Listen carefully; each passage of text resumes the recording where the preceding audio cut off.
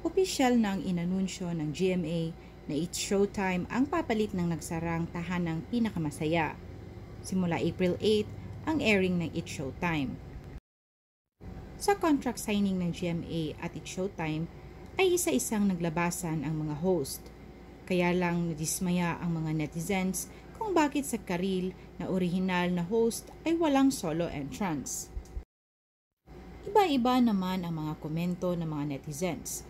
Sabi ng iba ay hindi raw kasi sikat o in-demand na host si Karil, kaya natatakpan na siya ng iba. Lalo na't mas dumami pa ang host ng programa at konti na lang ang kanyang exposure.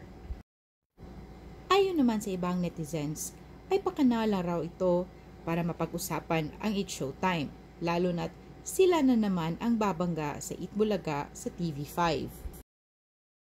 Sabi ng iba ay mas deserve ni Karil ang solo entrance kaysa sa ibang host. Simula nang nasa GTV ang It's Showtime ay hindi pa nagkitang muli sina Karil at Dingdong. Sa mga hindi alam, dati na nagsimula si Karil sa GMA pero nang maghiwalay sila ni Dingdong Dantes ay lumipat ito sa ABS-CBN.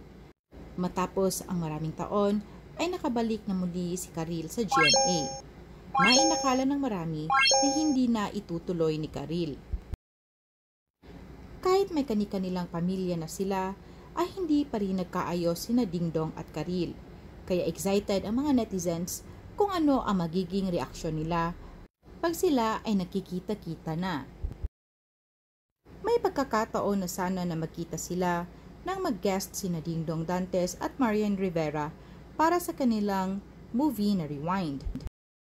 Pero sa mga panahong yon ay wala si Karil dahil may prior commitment raw ito. Kaya nagtaka ang mga netizens kung hanggang ngayon pa ay hindi pa rin nakamove on si Karil.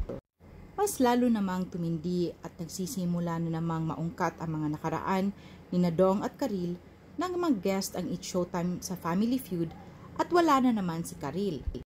Dahilan sa muling pagkakaungkat sa tunay umano na dahilan ng kanilang hiwalayan. At ito raw ay dahil kay Marian Rivera. Hanga naman ang mga tagahanga ni Karil dahil may poise, good breeding at self-respect umano siya sa kanyang sarili. Sinagot naman ni Karil ang mga bashers na hindi dahil bitter siya kaya umiiwas siya sa sitwasyon. Ayaw lang umano niyang ma-awkward sila ni Dong lalo na't pareho-pareho naman silang nagtatrabaho.